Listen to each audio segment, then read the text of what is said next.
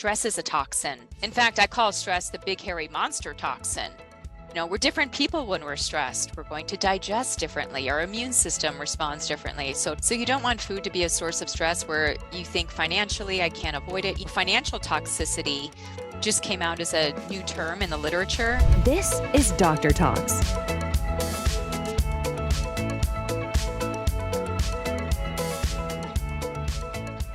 Hello and welcome to this episode of the Environmental Toxicants, Autoimmunity, and Chronic Diseases Summit. I'm Wendy Trubo, MD. This is my co-host, Ed Levitan, MD. Obviously, we're your hosts today. And our guest is Deanna Minich, MS, Ph.D, CNS, Certified Functional Medicine Practitioner. So I always say she's wicked smart, but she's also humane and cool. And awesome. Okay, Wow. I'm going to tell you more. She's a nutrition scientist, international lecturer, educator, author, and she has over 20 years of experience in academia and the food and dietary supplement industries. Through her talks, workshops, groups, and in-person retreats, she helps people to practically and artfully transform their lives through nutrition and lifestyle. Welcome, Deanna. Oh, great to be here with both of you. Yes, we love hanging out with you. Absolutely. Yeah, I'm a nerd and I'm a foodie. That's how you can summarize my bio. All right. I'm a geek. I'm a science geek who's into food and healing. We like that. I'm trying to think if you could combine the foodie and the nerd together in some kind of like Nerd food. amalgamation of a word. I got distracted with that because I love to come up with taglines and stuff. So, all right. So we're diving into food and detox, and because we're all about resolution of disease. So today we're going to dive into colors and detox. So talk to us about, first off, how did you get into this? What was that moment where you went, colors? That's what matters. Oh, I thought you were going to ask me about detox. Where did that come in? No, I'm colors. I'm coming for that shortly. Well, with colors, it actually came through a crisis. If you really want to know, it came through a personal healing crisis in my 20s. I was finishing up my Ph.D. I was having some low periods of my life, went to the art store, just bought a bunch of paints, a big roll of paper, and I had this connection with color. And I don't know how to describe it because it was something that was non-intellectual. It was just more feeling. And as I was feeling this lull, this valley, having that painting, those colors, the colors were speaking to me in a different way. And from that point on, I was about 28 at the time, and I made a huge painting. And that became my default. Anytime I got into kind of an emotional state, my default would be to go and paint. And it became this thing where all of a sudden my home started to litter with paintings. My husband had noticed themes to my paintings, and it became a way that my body was talking to me, or actually probably my emotional state. So that's colors from a purely, I would say, external, how it was helping me to heal. But, if I look at my graduate school days, I was getting a master's degree at the University of Illinois at Chicago in carotenoids. And carotenoids are the plant compounds that make foods look pretty. So they tend to be red and orange and yellow and green. And that's typically when we see a plant food, what we're seeing is those colorful carotenoids. So my first science interface was during grad school when I was studying that with Dr. Phyllis Bowen at the University of Illinois at Chicago. And from that point on, kind of seeing color in a food framework as well as an emotional framework. Everybody says food is medicine. And what I say is colorful food is medicine specifically. Whole plant color foods are medicine. And I think that color on its own is a vehicle of healing. It's Sure. under recognized. And then how did you draw the link from color and colorful foods to detox? Yes, now enter in Dr. Jeffrey Bland. I was working with Dr. Bland at the Functional Medicine Research Center. And, it's so interesting because, I have a master's and also a PhD in the nutritional arenas, and I had never come across detoxification like it was spelled out to me in functional medicine with Dr. Bland. And what I realized was that he was really a pioneer in this area. He had publications back to 1992, 1995. He created a lineage of nutritional detoxification articles. So I came in the 2000s, the early 2000s, and started to do some clinical work on nutritional detoxification. So one of the things that Dr. Bland and I and the whole team had done was focus on things like alkalinization. We looked at the role of pH in detoxification. We had a number of people that would come through the clinic and we'd put them on nutritional detox programs. And one of the big ahas for me was how people's lives would change when they would do a nutritional program for like 21 to 28 days, focus on detoxification. So then I started to marry lifestyle together with nutrition and brought those two pieces together. And that's what I began to teach at the Institute for Functional Medicine back in like 2013. But I would say just even a fun fact going all the way back, if somebody were to ask me, how did you really get into detox? I was raised Catholic and I went to Catholic school. From the moment I went to kindergarten, I was in Catholic school, and there was always this sense of cleansing, purifying, purging, Lent, penance, spirituality is a form of detoxification in a way. So I think that really my roots in detoxification, for as long as humanity has been in existence, we have felt the need to get clean, whether it's of our emotions, our mind, meditative practices, going off into the desert, praying, whatever. And if you look at it, it's nothing new. It's just that we're now getting smarter about things like gene variants and our foods and how we can do this, being that we live in a very toxic environment. Got it. No, I'm like, sort of like, okay, there's a lot to unpack there. I'm thinking about that because we could go down the route of fasting and detox, but I'd really, because you are expert in colors, I really would like to. Phytonutrients. Yeah, phytonutrients. Both, it's the same. Mm-hmm. So can we draw the line? Can you draw the line between the phytonutrients that you find in colorful foods and the ways in which we see that helping us clean up, clean out, and detox? That's a big question. I know. We only have the short answer is yes. And let's bring it down to some practicalities. First and foremost, when you just mentioned fasting, the first thing that came to my mind, what most people don't realize is that you need food, you need energy, you need nutrients to detoxify. So a little fasting is good, but not too much, because then you start to change the activity of the enzymes that are responsible for doing a lot of that cleanup process. So what I would say, it has to be a very measured form of fasting and not too extensive. It sounds kind of counterintuitive, but you actually do need nutrients to drive that whole process. Mm-hmm. So plants, let's just talk plants, phytonutrients, and color. First and foremost, they give us fiber. So if we want to avoid toxicants from coming into the body, plants are wonderful because they supply the fiber to bind the toxicants. And what I love about fiber, fiber is becoming very sexy right now. We used to know it as just roughage and help keep you regular. And now we know that there are like 50 shades of fiber, so many different kinds of fibers with so many personalities, different polarities, different charges, different structures that make them bind to things like heavy metals or even estrogen or even converted biometabolites from the liver. So fiber is integral in detoxification from the point of just preventing something from even being absorbed. And that's the best case scenario, is to prevent something from being absorbed. All right. So now that you've opened up fiber, is there a top 3 or 5? Well, can you screw it up? Can you be like, you've got the wrong fiber or you've gotten too much fiber? Is there some way that as a student of not wanting to screw it up, someone who's like, I want to be a good doobie, and I'm assuming some of the listeners might be like, oh no, I have the wrong form of fiber. All right. Well, how about we Let's look at it 2 compromise? ways. Exactly. What's good and what's too much, and where is there?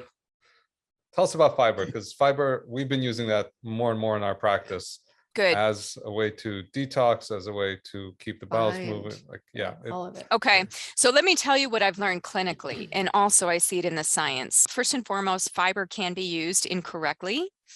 Because it's such a great binding agent, it can bind up your nutrients. So if you're taking your supplements at the same time as your fiber, you might be binding up and preventing certain things from being absorbed correctly. So there's that. It's a timing issue. It's a dosing issue. The second thing, and this I saw a lot in clinical practice, is that people would get constipated And I would think, well, how are you becoming constipated with fiber? You're supposed to become more regular. Well, people were not taking water and adequately hydrating. You know, fiber only works as well as it's being hydrated. We have different kinds of fibers. We have the broom, and then we have the mop. The broom fibers are the insoluble ones. They just sweep through the gut, right? They just kind of, they're kind of rough and they move things through. They create motility.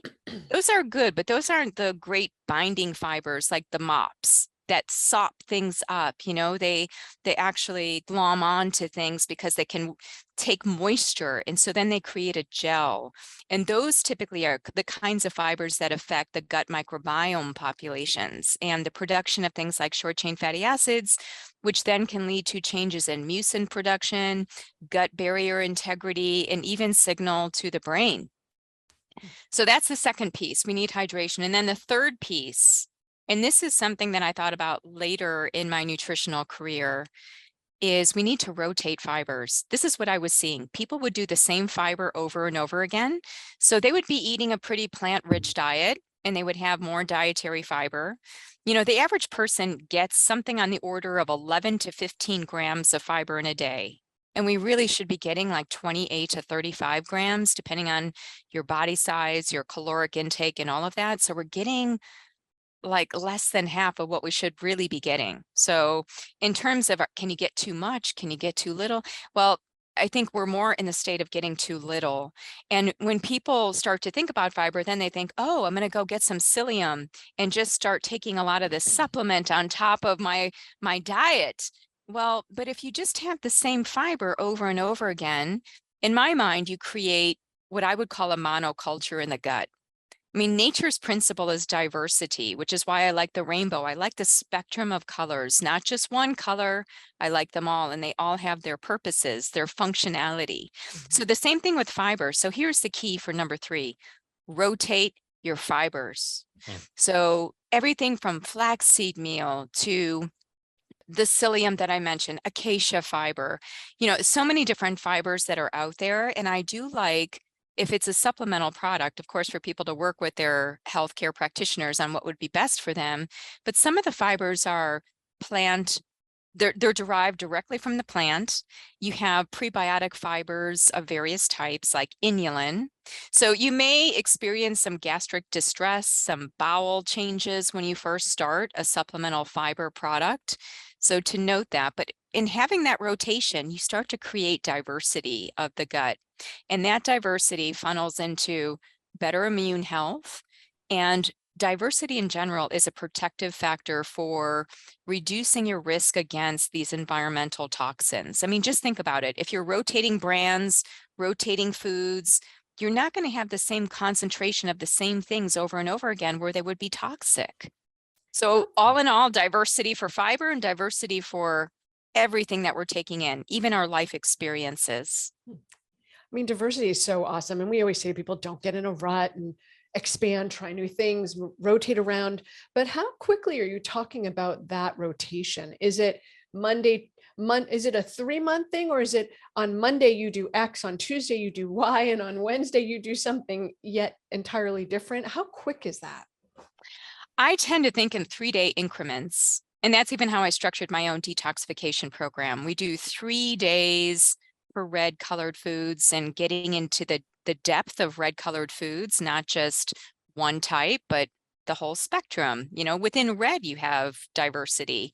So I think if you look at the traditional use of rotational diets, it's every 3 to 4 days, you change it up. And I think that that coincides very nicely with going even to the market, going to the grocery store, replenishing our foods during that time.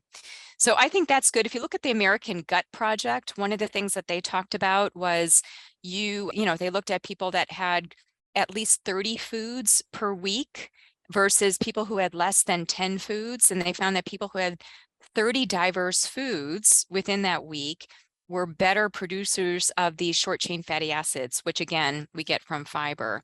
If you look, there's another article which looked at 50 foods in 7 days, 50 unique foods.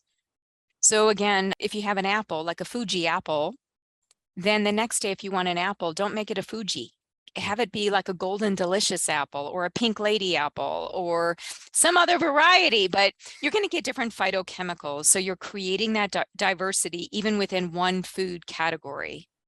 So that's what I'm thinking is like on the whole, every 3 days, change it up. Within the week, aim for about 50 foods that are unique would be my general rule of thumb. That's great. I'm literally down that rabbit hole now of thinking about, well, how many, last night at dinner, we had 2 different types of beans and it was in a stew with a bunch of vegetables. And so I'm thinking about, how much variety is there? Do you have a checklist?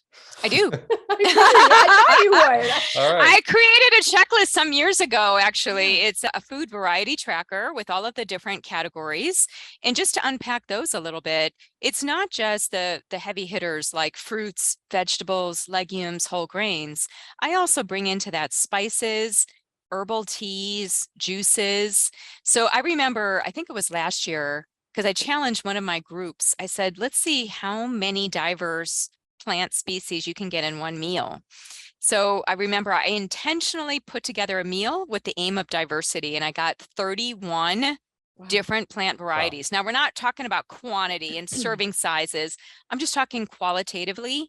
So what I did is I used a lot of spices. That was my way of getting in. Like I would use curry, which is already like 5 spices combined, right? So that's 5. So as long as you're not duplicating anything, it would still count towards that number. So spices, I think, are key. And they're also key for people on a detoxification program. It brings in flavor and it helps with the cooking process. I think we form a lot of toxins with cooking. Number one, we have our cookware, and then it's like, well, how are we cooking? Is it dry, hot heat, which forms advanced glycation end products? Well, one of the ways to prevent that, or at least reduce it, is by incorporating spices before cooking, not after cooking, before cooking. It will be protective of the medium, whatever you're cooking, meat, vegetables, anything can break down and start to oxidize and become more inflammatory with cooking. Interesting. Not to say that people should be raw, because that depends on, where you live and your body type and all of that. And actually, I think somewhere in the middle, like steaming food, making it even more colorful through that cooking process. Now, interesting. Do you have any, so from a traditional Chinese medicine perspective, there's always the idea of different food has different heat properties. And if you're a cold type, that you want to have more hot foods. And if you have more fire in your belly, you can do more raw foods. Or if you're in Florida versus us in Massachusetts, that you would have different types of foods because the environment is different. Any research or any thoughts about that? Because that, when I learned traditional Chinese medicine, that stayed with me still. Yes. Well, there's beauty in that. I mean, first of all, I'm married to an acupuncturist, so he and I have these east-west conversations all the time. I mean, we have a library of TCM books. We have a library of functional medicine books.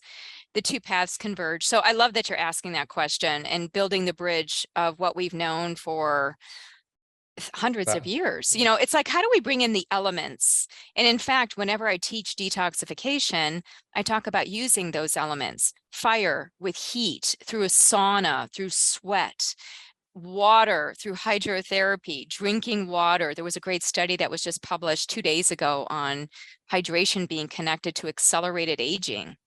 Then also looking at air, breath, essential oils, what are we taking in? And then the earth element, the soil, the microbiome.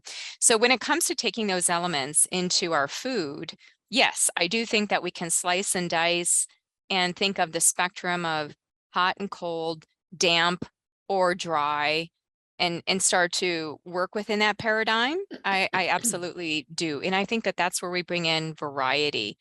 So for somebody who is really resonant with that, looking at the season, this is why usually detoxification programs are done at spring and then at fall during those transitions where the foods are changing. The foods are changing in their structures, like leaves versus seeds. And we even see that purple grapes, a source of polyphenols, which are incredible for helping to prime the gut, as well as the brain, ultimately, those coming out in the fall. So nature, I feel that with TCM and Ayurveda and some of these traditional medicine practices, there's an honoring of nature's rhythms and staying in balance with that. And what detoxification, I think, is ultimately is getting back into alignment with your inner elements and how that matches with the outer. Yeah. So yes, definitely. I always talk, a lot of patients want to detoxify in the winter, want to come off their antidepressants in the winter. And I'm like, nah, that not a good idea. No. Not a good plan. Let's do it in nice spring. This could be nice Yes. birds chirping outside. It's going to be beautiful. You could have your depression doesn't have to, you don't have to fight seasonal depression. Right. You'll have fresh available greens, Yes. not have to import them from California. All that makes a huge difference. Absolutely. Where do you come down on the local versus organic conversation? Because I literally struggle with this. I mean, we live in Massachusetts. There is nothing local Right. that's organic In winter. in winter. Yeah.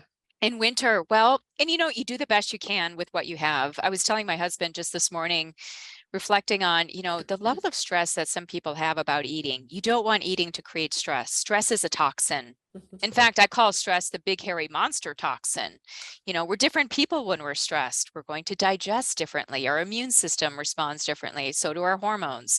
So you don't want food to be a source of stress where you think financially, I can't avoid it. Financial toxicity just came out as a new term in the literature. So there's even like really? thinking of money is like, oh my gosh, my survival. So we don't want that, right? But how do I come down? Let's just, what I would say is local and seasonal, again, are more in alignment with one's environment and nature. So I think that that's a good thing. I do think that when we can choose, and I really like how certain grocery stores even will mark like locally grown. Yep. And I tend to veer towards those things. And if I can stay with the organically grown food, then I know that typically those are the things that are in season. Whereas when I see pineapple at the grocery store in December, I'm thinking, I can't find any organic pineapple. It's all like, it's just created in Costa Rica when it's warm, and that's not what my body's signals are at that time. So as one of the physicians I used to work with, Dr. Jack Kornberg, would say, when you eat foods of summer in the winter, you're giving your body the signal to store fat to get ready for the winter, right? So in his very simplistic way of talking with patients, he was actually giving such great truth of how those signals from those phytochemicals in plant foods are telling our bodies how to prepare, what we need to do. It's not to say we should never have an orange in the winter, but should we make it a regular practice? Well, if you don't find them in Massachusetts in the grocery store, and plus you're going to be paying a premium for those kinds of foods anyway. So it's just, all the odds are stacked against that. But if you really have a hankering for an orange, perhaps to honor that body signal when it arises, as long as it's not excessive. I remember you couldn't get tomatoes in the winter when I grew up. That just because it wasn't seasonal where we were. Yep. Just wasn't that way. You just couldn't get it. Didn't even exist. But now we can even have it in the hothouse. We get hothouse tomatoes. That's not. All right. It's relatively local. Let's go back. Okay, go back. Let's go back. So can you help draw the line? Let's going back to phytonutrients and detox. Can you help draw the line, not even before detox, that when we have phytonutrients, how do they signal and change our gene expression? Because that's going to impact our detox too. So what's the line between phytonutrients and what they're doing to our genes and gene expression? Yep. So many things. And in fact, I would say that the science around plants and these phytochemicals has amped up within this century. Last century, in the 20th century, we thought of a lot of these plant compounds as antioxidants. It's kind of like, oh, they're protecting the cell. But now we know that they have epigenetic effects.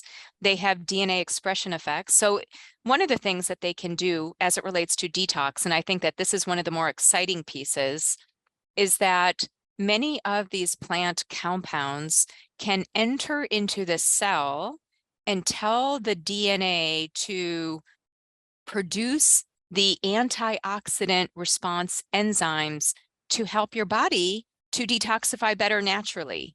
So aside from being an antioxidant, whether a fat-soluble antioxidant or water-soluble one, it can speak to the DNA to have the genes made to create those enzymes in the body so that you are fortified.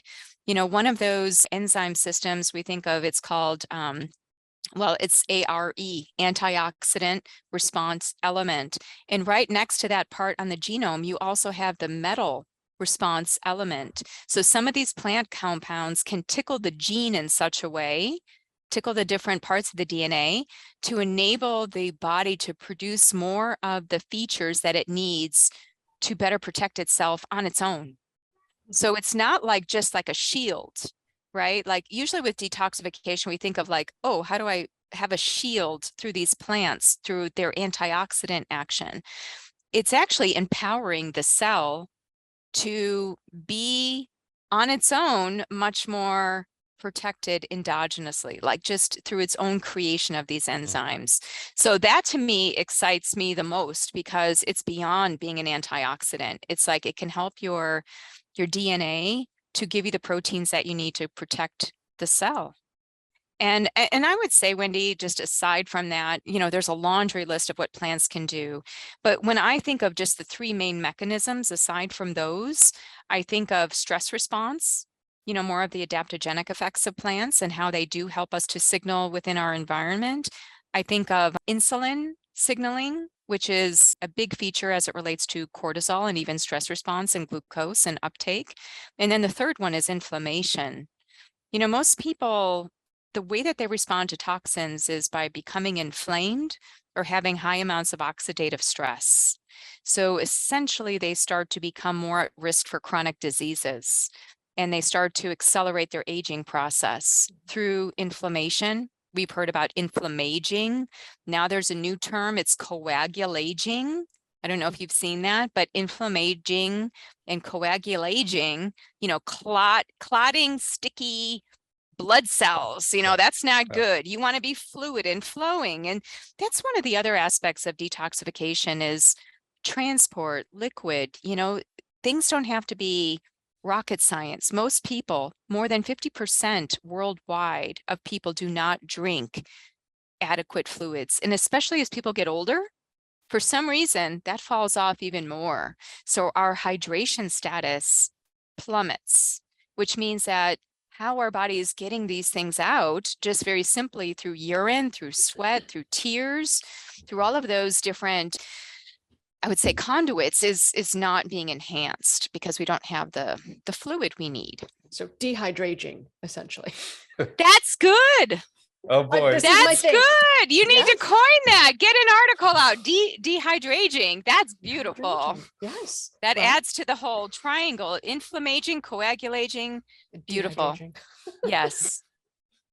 I'm gonna go sit on the committees for coming up with words for cool functional medicine trends. I have a new career. I'm leaving my job. That's a good one, Wendy. So I want to go back because I think we don't talk about this often enough, even though we don't talk about Bruno. Like you talked about inflammation, which we talk a lot about, but really we don't really talk that much about the effect of blood sugar. We don't talk about the adaptogenic effect. So can you give a little bit more on that? Because I think people really aren't paying attention. Like it's not just inflammation, because it's always inflammation. But then there's blood sugar, which is huge. Yeah. And more then there's inflammation. Cortisol and adaptogenic, and that foods are full of all these different chemicals that help us regulate our bodies that we just don't talk enough about. We don't. And so I just drew a triangle. And on this triangle, I want us to think about glucose at the top. I want us to think about insulin, and I want us to think about cortisol. These three are all in unified harmony in terms of how they work. So if glucose goes up, you're going to tickle insulin, you're going to tickle cortisol. Cortisol goes up with stress, you're going to tickle glucose, you're going to tickle insulin. Insulin changes similarly. And at the heart of that is an adaptogenic effect. It's how well we can mesh with our environment, how resilient are we to the subtle changes in our environment, whether it's through a toxicant exposure? We can even say that a toxin is a stressful exposure. Even when I teach Sure. a university course on detoxification, I talk about stress, I talk about emotions. I mean, it's all part of the picture because it changes physiology. So with cortisol, insulin, and glucose, these are definitely interrelated. And the higher our glucose goes systemically, this becomes very problematic in the way of complexing with proteins. We damage proteins. We actually create these endotoxins. So we create, our body just creates them on their own. If we have high circulating glucose, all this sugar will complex with our red blood cells. What do we have? Hemoglobin A1C, right? This is a marker of accelerated aging. In my framework, anything that accelerates aging or biological processes is detrimental and can lead to the risk of chronic disease in some way. So blood glucose, this is something we need to keep tabs on for sure. It is, I call it the glucose creep, because many times we see that fasting blood sugar starts to go up, but nobody says anything until it gets to like where you're actually classified as diabetic. Right. But we can see it's going up. People are starting to wear continuous glucose monitors. I even did that for fun. I mean, I'm not diabetic. I just wanted to know about my blood sugar. How does it respond? It was pretty amazing because it helped me with physical activity. I would wear it and I noticed how I could drop 20 points in my blood sugar just by going on a 30-minute walk after eating. It's like, wow, compliance, behavior change. Like, I really need to go for a walk after. So being in touch with your blood sugar and also your insulin, because all the people wearing those CGMs, those continuous glucose monitors, you're not seeing how much insulin the body is putting out in order to keep you at a certain blood sugar level. So that's the key of what we're missing with that metric. So that is important for detoxification. And if you're overloading the body with too much sugar, too much insulin, too much cortisol, this gets in the way of other processes like detoxification, right? Already we're going to see inflammation as a result of that. Already as a result of that, we're going to see oxidative stress. And this zaps the body's resources that could have been used in order to move toxins out of the body. Because as I was saying before, detoxification is very nutrient requiring. There are phases of how that happens in the body, and you need nutrients for all of those phases. So if you're missing one, that becomes your rate limiting factor. And then you stop. It's like you're not going to push much more through that because now you've got to deal with issues of survival, cortisol, insulin, and glucose. And that's how the body works. It works first based on survival. We need to meet our survival basic nutrient needs. The thing I keep coming back to is stress, because I feel like people miss out is, okay, stress is eating too much sugar, but it's also like anything that raises the cortisol is good. That's just physiological. So it could be an argument. It could be too much exercise. Like it's all stress, or not enough exercise is stress also, because you're not doing what it needs to, not taking care of the insulin, etc. Right. So I think the idea of stress is we categorize it mostly as, okay, I'm stressed out at work or whatever, or I had a fight with my partner or kids did something or whatever else. Stress is so big, and making sure that we understand what it is. And like you said, if we're stressed out, we're not detoxing. We're not digesting. We're not building. We're in the catabolic state, not an anabolic state. In other words, we're breaking things down. We're not building things up. So I guess the question becomes, stress is not going away anytime soon. And we need stress for our everyday survival. We need a little bit, this is xenohormesis. Like we need that tickle. My husband always laughs because, I live in Washington State where we have ferries, and I always like to get to the ferry at just the nick of time. It's like a race in my mind, like a game. Like, can I get to the ferry? It's just that moment. It's like a healthy stress because I'm not going to die if I don't take the ferry. Like that's not a life-threatening stress. But there are life-threatening stresses. And I recall, just even if I look at the literature and how I would work with clients, locus of control. What is under your locus of control? I think that's what we work with. Like, make a list. So here's one activity. It's very practical, but I have workshopped this over and over with thousands of people over the years. And I call it the energy inventory. Most people don't know where their energy is going. They don't even know what stresses them. And, they haven't really taken an inventory. It's almost like, the drop, the Chinese water torture of like all these drops coming in. And then before you know it, it's like, oh, but I didn't realize that. It's like, no, you need to be aware of where your energy is going. So the activity is you take a piece of paper, you make a line in the middle, or you can fold it in two. And then on one side, you give yourself 3 minutes. It only takes 3 minutes. I love very intuitive, quick things because then the head doesn't come in too much, right? Like it's just very, you just get it out. So then you write down for 3 minutes, you time it on your phone, all the things that give you energy. And it could be a person, it could be a place, it could be a time of year, it could be certain activities that you have through the day, just anything that gives you energy.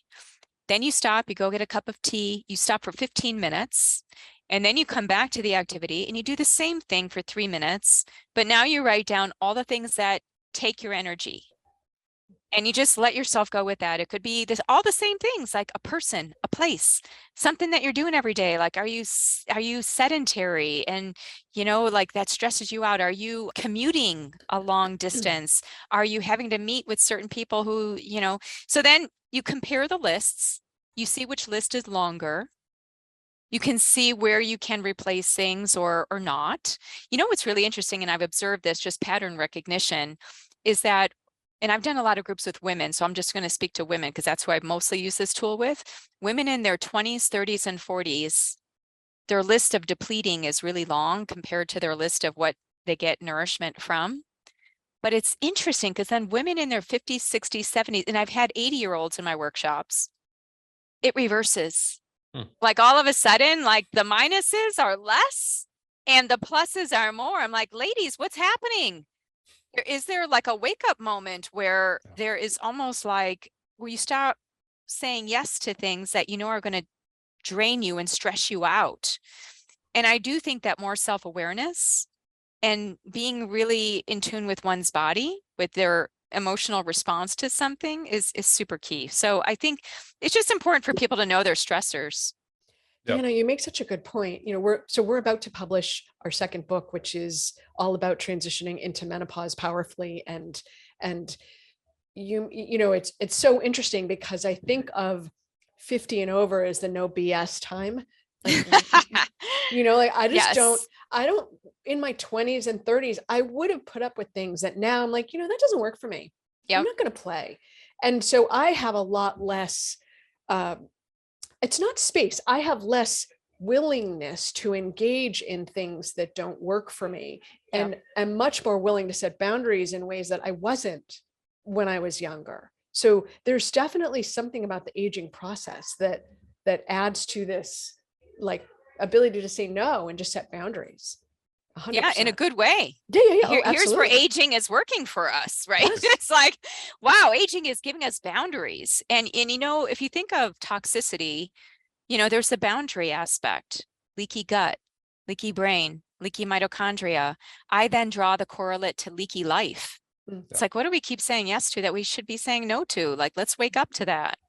And remove that interference, because to me, a toxin is anything that gets in the way of your potential, like your true self coming to the surface. And why wait until we're in our 50s to wake up to our true self? It'd be really nice if people had a handle on that earlier and can quickly go with their sense of their body and say, no, that doesn't feel right for me. So it's such an interesting thing, though. I think the majority of us live in waiting for a problem to respond to, as opposed to living the expectation of we are meant to develop, enrich, and get better every decade.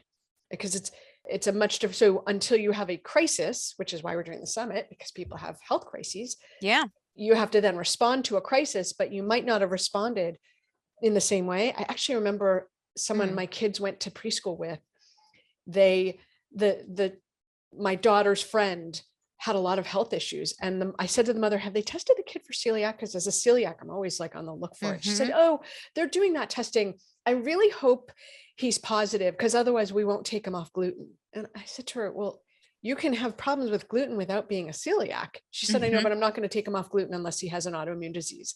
And that's it so clearly stood out to me, like you need a problem to respond to instead of reacting to the possibility of health, even when there's not a clear problem. So. Exactly. Or just even to give it a shot, to give it a possible try. Because I have known of other very similar instances where a 50-year-old woman who I knew, she had rheumatoid arthritis and it was crippling her and it was changing her ability to work.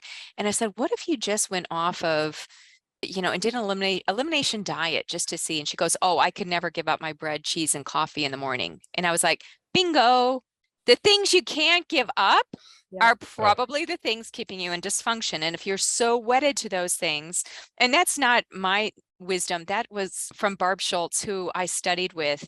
I worked with her at the clinic, and she is, I would call her the grandmother of functional medicine. And she would always say to me, as she was training me, she would say, Deanna, just ask the patient what they're least wanting to give up. Because we would do a lot of elimination diets, and then people would say, oh, I can't do that because, I can't give up sugar. It's like, bingo, it's sugar. Okay, so let's not give up sugar right now, but let's give up other things. And then you're going to start feeling better, because the elimination diet, in my experience, brings down about 50 to 70% of people's symptoms across the board. It doesn't matter if it's sleeping, feeling, body complaints, pain complaints. I've even seen it with my own father, who had debilitating hip pain, who went on an elimination diet. And like by day 9, he's like, my hips. But most people don't put it together where it's like, oh wow, my food is changing my body's response to pain and how I'm sleeping and even how I'm relating to life and whether or not you have anxiety even. So no, I actually want to bring that connection together, because people that are stressed out, they usually eat junk, right? So or they're more prone to eating in ways that don't serve them. Yes. What she said. Exactly.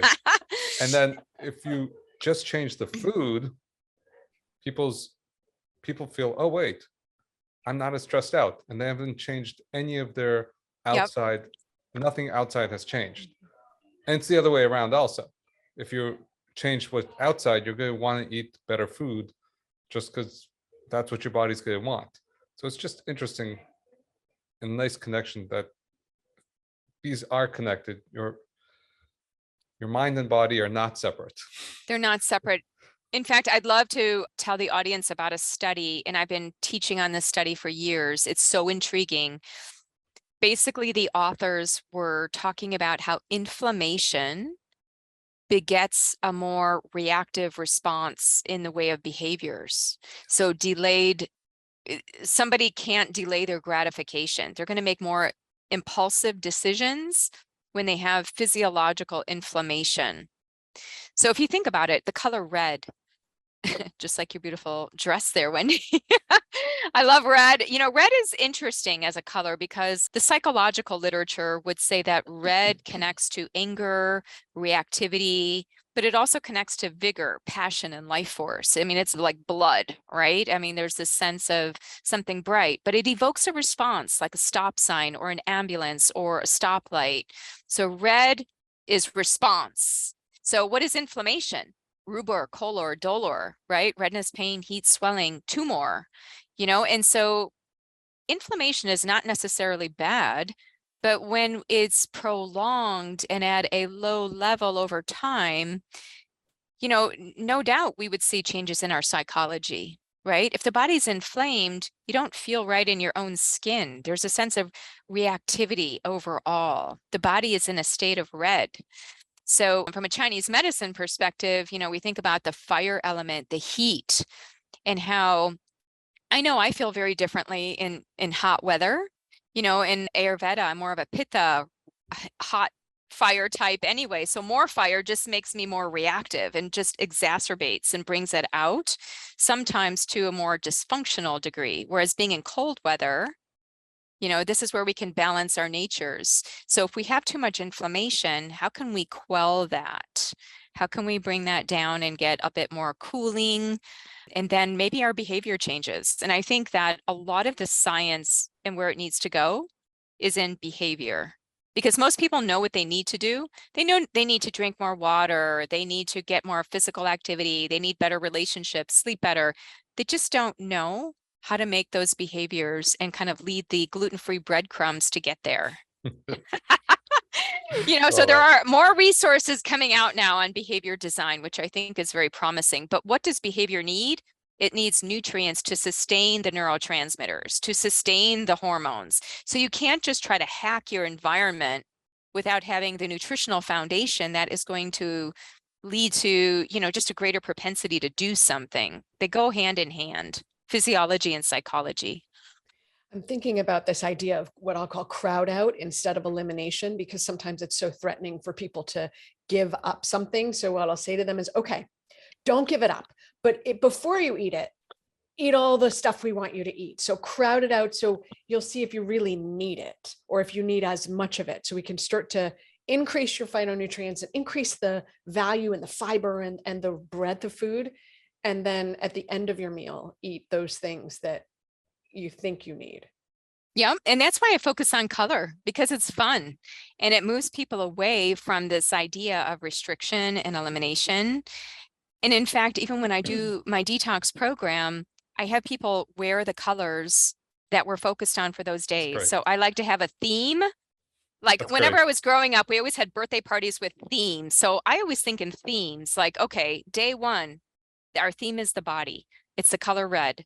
Day 2, our theme is community. It's the color red, and I have like themes that we focus on. So it draws your attention up and out into like the macro of your life rather than the micro of just your plate, but they are related. And so helping people to see the larger picture of it. I mean, my dad, not to pick on my dad again, but it's so interesting because my mom is the longtime health nut. She was really ahead of the curve. I grew up in the 1970s, so I just turned 52. So I grew up in the 70s when it wasn't cool to be into health. My mom was into Richard Simmons, Adele Davis. She was making her own food. I had to bring my own food to Girl Scouts. I mean, it was such an eclectic life. My dad was just the opposite. He's like the junk food guy. He'd like go and sneak out. We get in the car and he'd like take us out for donuts. So it was like these opposing forces in our house. And my dad had like this voracious sweet tooth. And so it was always about sugar and, memories around food. Food is love. And so, it's really interesting to have my dad on this program that I created like with the colors. And when my dad's into something, he's all or nothing. So he really gets into it. So when we were on the red days, he wore red t-shirts and he took pictures of himself. And so for 21 days, I had these pictures of him every day. And it's so fascinating how like his face changed. He went from being very serious, like when we started off in the red days, and then all of a sudden, slight smile, larger. Like by the end of it, he's totally smiling and he's in a white t-shirt because we end with white. And my mom is calling me and she's like, Deanna, your father is like a different person. Like, this is what happens, what you just said, Ed, about, our psychology. So when people do a detox, they're getting clear. A lot of those clouds, those fogs that they've been operating in, whether it's fear or, cognitive fog. I've had people where they do a detox and it's like, I'm going to quit my job. They get clarity and then they get the energy to do it. Yeah. I had another person, I'm moving across the country. I had another woman who moved to a different continent during a detox. Like, serious catalytic changes can happen when you remove a lot of the inflammation, you remove a lot of the noise, a lot of the depression, anxiety, whatever it is, mood or body stuff. It's like our true self comes out. It's like, oh yeah, this is what I'm about. So it was just really neat just to see my dad, who's kind of the classic junk food guy. It's difficult to be a prophet in your homeland, right? Like my mom and I tag teaming with my dad, and it's like too much pressure. So, I just kind of let go, and it's just so neat to see him make that change through color. And his face. Like he just on his own took pictures of himself every day. And it was just really cool. I made a video at the end of his progression. Now we got to continue to bring him back to it and remind him. But that's what life is about. It's like, how do we bounce back? We're always going to have stress. We're always going to have where we eat off of what we really want to be eating, maybe during the holidays. I call it bounce back mechanisms. How do we just quickly bounce back into where we want to be? And perhaps that gets shorter and shorter each time. So instead of being further away, we now shorten that distance and we quickly get back on track again. Yeah, it's not about perfection. It's about making sure that we have mechanisms to get back on track. Yes. And staying off the wagon or off the track for less and less time each time. And planning for excursions, right? If you're going somewhere and either eat first or you're going to eat things that aren't what work ideally for you. So plan for it and be kind to yourself. You're going to do it. Now just get back on track for your next meal. Or do a little detox right afterwards. Right? Take your binders, take your fiber. Before you go, an hour before you go, take your fiber. Fiber's amazing. I love fibers. And then, just being within the whole scope of plants. I mean, just any plant has so many redeeming qualities. And I don't know if you want me to touch on anti-nutrients, but sometimes people have concerns that when they eat so many plants, they get concerned about things like oxalates, lectins, goitrogens, phytates, tannins, you name it, phytoestrogens. There's always a reason not to eat those plants. So we actually wrote a review paper on it. I teach as part of a graduate program at the University of Western States. And so one of the students, Weston Petrosky, and I put together, and I said, Weston, I'm hearing all this slack about anti-nutrients. I just want to get clear. Like, if there's science to show that having lectins leads to autoimmune conditions and that there's a higher risk of that, we want to know. I want to be better informed. So we put together that paper. We published it a couple of years ago. And, the takeaway was we're eating plant foods out of their traditional context. So for some people, they're having them raw, they're juicing them, they're having large amounts of them on a daily basis. And I don't know, I have a hunch many of them are double-sided in terms of what they're doing in like tannins. What are tannins? Tannins are in tea, and the tannins are actually polyphenols. So depending on the lecture that you go to, you can hear that tannins, polyphenols, are like really great for building the colonic microbiota. Or you can hear, oh no, tannins are not so good because they bind iron and you're not able to absorb your iron. But you can imagine that that might be a good thing for certain people. So there's so much nuance. I don't think we can do yes or no's based on the breadth of information that we know. It's so difficult when people say to me, Deanna, soy, yes or no? I'm like, well, it depends. Like, we have a number of questions we need to ask first. Too much of a good thing can be bad, and too little of a good thing can be bad. So choose moderation. Well, and everybody's individual and depending on what you need at this time of day, on the right cycle of the moon.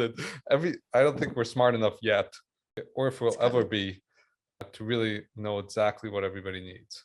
So, but you do your best. Yeah.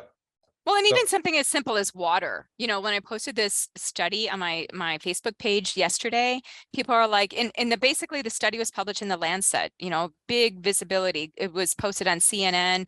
Over 11,000 people were followed for 25 years, showing that poor hydration is connected to increased risk for chronic disease. I mean, it was a big study.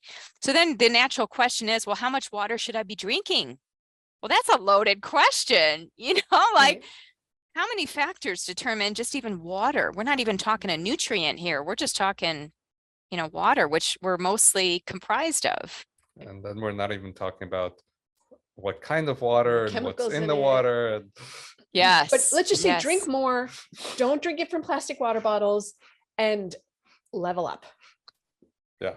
There's always an opportunity. Just level up. So I think we can do this, I think, for hours and hours. For a while. So where can people find all this information? Because where can they find you? Well, yeah, where can they find you? The detox, the guides. I think that would be an amazing resource for people. Yeah, you bet. Well, my website is deannaminich.com. And pretty much on that central site, you'll see my other websites, because one of them is whole, Detox, which is my detox book with that color-coded program. So if you access my website, you'll get to my social media pages. I'm a nerd, I'm a geek. I like science and I do bring out the science, but I like to make the science practical. Science for science sake is just not my thing. I really want to be sure that we take what's out there and translate it faster than it has been translated. So I like to do that on my Facebook page. And often I do run detox programs, even for free. I usually do that in March on my Facebook group page. Not my professional page, but my group page. And we do whole detox together. Great. So that's another thing for this particular summit. So yeah. Great.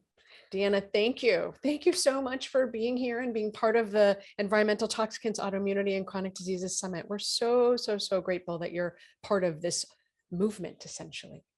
I'm really glad that you asked me to be part of it. Thank you both. Our pleasure. Thanks for joining us for another episode of the Environmental Toxicants, Autoimmunity, and Chronic Diseases Summit.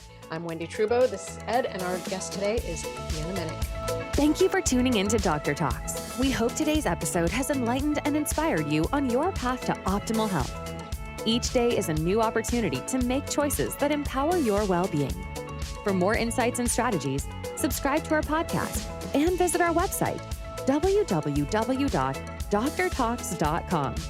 Stay connected, stay healthy, and join us next time on Dr. Talks, real talks from real doctors on the issues that matter to you most.